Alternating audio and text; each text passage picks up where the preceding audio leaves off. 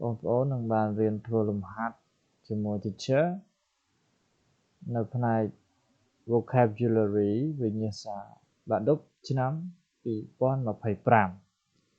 ដូច្នេះបើបងប្អូន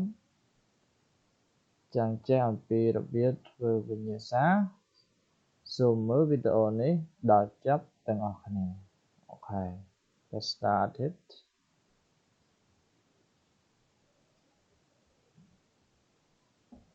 បាទឥឡូវយើងមើល instruction របស់វាគេដាក់ថាម៉េច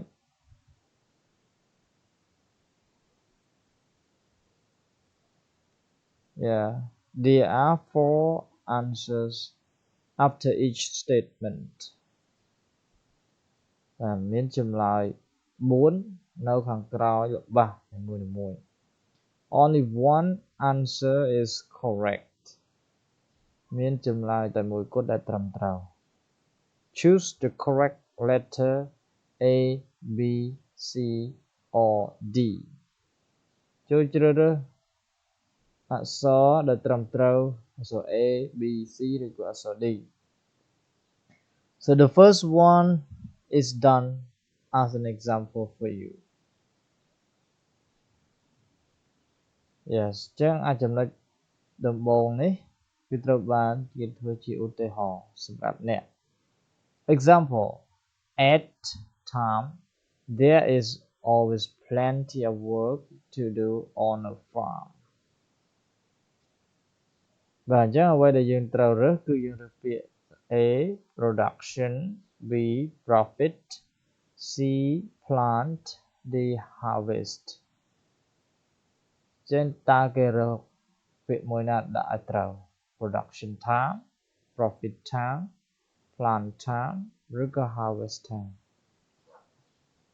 អូខេ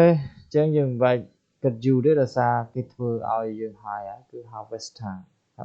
យើងបកថារដូវច្រូតកាត់រដូវប្រមូលផលណាពេលប្រមូលផលក៏បានដែរ time Now let's dive in number 1 According to the weather there will be rain tomorrow You see the weather បាទ weather គឺអាកាសធាតុ There will be rain tomorrow គឺនឹងមានភ្លៀងធ្លាក់នៅថ្ងៃស្អែកអញ្ចឹងអានឹងពាក់ព័ន្ធនឹងអីអាកាសធាតុនរណាគេប្រាប់អាកាសធាតុគឺទុននិយមណាទុននិយមគឺអ្នកព្យាករណ៍អ្នកព្យាករណ៍ទុននិយមឬក៏អាកាសធាតុអង់គ្លេសថាម៉េចអូខេគឺ forecast So the answer is forecast letter C You know why we don't use program weather program weather survey weather information ដោយសារនេះគេហៅថាជា word collocation ពាក្យគេប្រើជាមួយគ្នាគេខ្ញុំដែលឃើញទៅសេ weather survey ទេអត់ដែលឃើញ weather information ទេគេប្រើពាក្យ weather forecast ពីព្រោះអាកាសធាតុគឺពាក់ព័ន្ធទៅនឹងការព្យាករណ៍ Number 2 how much do they for cleaning your room បាទនេះគឺចង់និយាយអំពីអីគេពីតម្លៃសម្រាប់សម្អាតបន្ទប់របស់អ្នកហ្នឹងតើអ្នកសម្អាតនេះគេយកថ្លៃប៉ុន្មានអញ្ចឹងយកថ្លៃឬក៏គិតថ្លៃអង់គ្លេសថាម៉េច cost ថ្លៃអត់មានយកថ្លៃឬក៏គិតថ្លៃថ្លៃតែម្ដងឧទាហរណ៍ថាស្បែកជើងនេះថ្លៃ 20000 ឧទាហរណ៍ The shoes cost 20,000 reals Yeah these shoes cost 20,000 reals អញ្ចឹង cost បន្ទាប់ពី cost គឺគេដាក់ចំនួនទឹកប្រាក់មកចំនួនលុយមកគាត់ថាចំនួន$5គឺ cost $5 អញ្ចឹងទៅតែឥឡូវនេះអត់មានដាក់ប្រាក់ទេអញ្ចឹងมันប្រើជាមួយ cost ទេតែឥឡូវ need នេះក៏មិននិយាយអំពីតម្លៃដែរ demand នេះគេទាលក្ខណៈនេះទេតម្រូវការ ដូចជាតម្រូវការផលិតផលតម្រូវការប្រជាជនអានេះគេប្រើពាក្យ demand ប៉ុន្តែអានេះគឺគេមិនប្រើ demand ទេ so the best answer is charge yeah charge how much do they charge for cleaning your room អញ្ចឹងយើងត្រូវចំណាំ charge for something somebody charge for something ឧទាហរណ៍ថាយើងទៅធ្វើអីមួយឲ្យគេហើយយើងប្រាប់គេថា oh I charge you $5 ឬក៏ I charge you $10 អាហ្នឹងគឺ charge number 3 the restaurant services are bad so we should write to the manager the restaurant services are bad so we should write to the manager ចឹងអានេះគេនិយាយពីសេវាកម្មក្នុងភោជនីយដ្ឋានហ្នឹងគឺអត់ល្អអញ្ចឹងពួកយើងគួរតែសរសេរដល់កាន់ manager អ្នកគ្រប់គ្រងសរសេរ complaint information message ឬក៏ essay យើងបកថាតែសេចក្តីជាភាសាអង់គ្លេសអាហ្នឹងគេហៅ essay ដល់ message គឺសារយើងសរសេរសារអាហ្នឹងក៏តំណងដែរប៉ុន្តែសរសេរសារពីអី information អានេះគឺមិនតំណងទេដូច្នេះអ្វីដែលតំណងគឺ A និង C ណា message ហើយនិង complaint ប៉ុន្តែយើងនិយាយពីអានេះគឺពាក់ព័ន្ធនឹងការប្រាប់ដូចជាប្តឹងអញ្ចឹងការប្រាប់ការជូនដំណឹងទៅដល់ប្រធានគ្រប់គ្រងហ្នឹងឲ្យដឹងថាសេវាកម្មក្នុងភោជនីយដ្ឋានហ្នឹងគឺមានភាពមិនល្អរអាក់រអួលអីចឹងទៅចឹង the best answer is complaint okay write a complaint letter A 4 most people in the town the idea of clean and green city អញ្ចឹងមនុស្សភាគច្រើននៅក្នុងទីក្រុងហ្នឹងគឺអីច្បាស់ជាមានថាគ្រប់ត្រគំនិតនៃទីក្រុងបៃតងស្អាត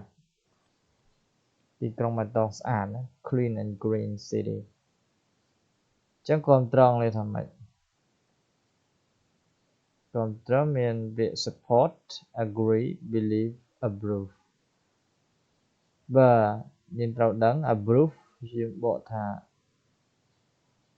អនុម័តយល់ព្រមដូចនាយកគាត់អនុម័តយល់ព្រមឬក៏ឯកភាពទៅលើសំណើឲ្យហ្នឹងគឺប្រើ approve ប៉ុន្តែនេះគឺគ្រាន់តែនិយាយពីប្រជាជនធម្មតាអញ្ចឹងមិនប្រើពាក្យ approve ទេ believe តើ believe in នេះអត់មាន in អត់ត្រូវដែរ agree តើមាន with នេះអត់ with អត់ត្រូវដែរអញ្ចឹងមានតែ support the idea ណាត្រឹមត្រូវគឺ support ចឹងមកទីជើតែងប្រាប់បងប្អូនឲ្យរៀនអំពី word collocation រៀនចំណាំវា agree គេប្រើជាមួយអី agree គេប្រើជាមួយ with believe in បាទ number 5 please confirm your reservation in បាទចានេះលក្ខណៈគេជូនដំណឹងដល់អ្នកដែលកក់បន្ទប់ឬក៏សន្តាគារឬក៏កក់អីមួយហ្នឹងប្រាប់ថាសូមបញ្ជាក់ការកក់របស់អ្នកជាអីមកហៅជាលាយលក្ខណ៍អក្សរនឹងជាលាយលក្ខណ៍អក្សរជាអី in writing in words ឬក៏ in letter ឬក៏ in paper អូខេចាំមកយើងមើលកន្លែងនេះ please confirm your reservation in writing ច ជាការសរសេរ in writing ជាការសរសេរបញ្ជាក់ជាការសរសេរ in words បញ្ជាក់ជាពាក្យពេចន៍ in letter បញ្ជាក់ជាសំបុត្រ paper ជាกระดาษចុះចម្លើយដែលត្រឹមត្រូវនោះគឺអីគេបាទវាអាច writing ឬក៏ letter ជាការសរសេរឬក៏ជាសំបុត្រ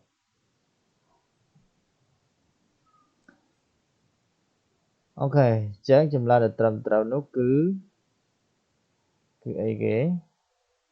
A ណា writing please confirm your reservation in writing មានន័យសរសេរជាអក្សរជាក់លាក់មកបើសិនជាចង់កក់តែមាត់អីចឹងណា confirm អូខេអញ្ចឹងក្នុងវីដេអូនេះគឺមានប៉ុណ្ណឹងបងប្អូនមានចម្ងល់អីអាចបញ្ចេញមតិនៅក្នុង comment នៃវីដេអូនេះបានគ្រូរីករាយក្នុងការឆ្លើយតបនិងដោះស្រាយនៅចម្ងល់នានាដែលបងប្អូនមានចម្ងល់ទាក់ទងនឹងវិជ្ជាករក្តីទាក់ទងនឹងវិញ្ញាសាបរមបាតុផ្សេងៗក្តីអូខេ see you next time bye bye